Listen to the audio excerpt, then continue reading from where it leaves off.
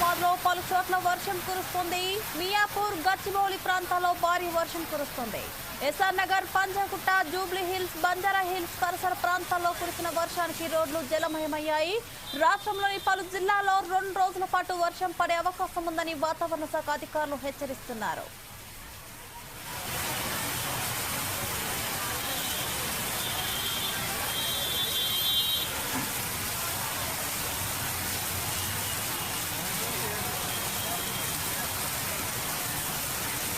హైదరాబాద్ లో పలు చోట్ల వర్షం కురుస్తుంది.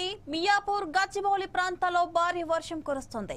ఎస్ఆర్ నగర్, పంజాగుట్ట, జూబ్లీ హిల్స్, బంజారా హిల్స్ పరిసర ప్రాంతాల్లో కురిసిన వర్షానికి రోడ్లు జలమయమయ్యాయి. రాష్ట్రంలోని పలు జిల్లాల్లో 2 రోజుల పాటు వర్షం పడే అవకాశం ఉందని వాతావరణ శాఖ అధికారులు హెచ్చరిస్తున్నారు. దీనిపై మరింత సమాచారం మా ప్రతినిధి చందు అందిస్తారు. చందు, చెప్పండి. తెలుగు 2 రాష్ట్రాల్లో అల్పపీడనం ఎఫెక్ట్ తో అన్ని ప్రాంతాలలో హై అలర్ట్ అయితే ప్రకటించారు. 3 రోజులు ఈ వాతావరణం ఇలాగేనే కొనసాగుతుంది అని చెప్పి వాతావరణ శాఖ అయితే చెప్పడం జరిగింది. తెలుగు రాష్ట్రాల్లో ఎండలతో పాటు మధ్యాహ్నం వరకు ఎండలు ఉంటూనే రాత్రి చల్లబడి వర్షాలతో కురుస్తూ భిన్న పరిస్థితులు అయితే మన తెలంగాణ 2 రాష్ట్రాల్లో ఏర్పడ్డాయి.